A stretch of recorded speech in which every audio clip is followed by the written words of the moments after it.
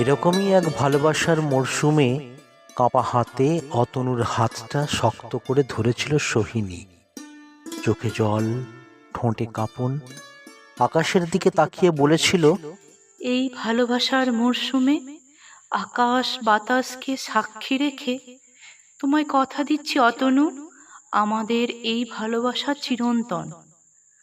আমি তোমাকে ছাড়া বাঁচব না, তুমি কথা দাও। সুখে দুঃখে চিরকাল তুমি আমারই থাকবে। অতনু এক দৃষ্টে তাকিয়েছিল সোহিনীর দিকে। তারপর মৃদু হেসে বলেছিল, আমিও কথা দিলাম। সময় থেমে থাকে না। নিয়ম করে আবার ফিরে এলো ভালোবাসার মাস। আজ সোহিনী তার স্বামীর হাত ধরে ব্যাংককের ফ্লাইটে প্লেনের জানালার পাশে বসে স্বামীর কানে ফিসফিস করে বলল, সত্যি আমি খুব লাকি তোমার মতো জীবনসঙ্গী পেয়ে। আর এদিকে ভাঙা মন আর ভাঙা সাইকেল নিয়ে অতনু চলেছে টিউশন পড়াতে। সাইকেলের চেনটা বারবার পড়ে যাচ্ছে, ঠিক যেমন করে তার বুকের ভেতর থেকে বিশ্বাসটা খসে পড়েছিল সেদিন। চাকাটা ঘুরছে না, যেন রাস্তাটাও আজ তার বিরুদ্ধে। বন্ধুদের কাছে জানতে পারে আজ সোহিনী বরের সঙ্গে হানিমুনে ব্যাংকক যাচ্ছে।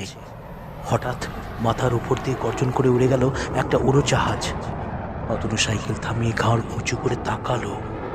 চোখটা ঝাপসা হয়ে এলো।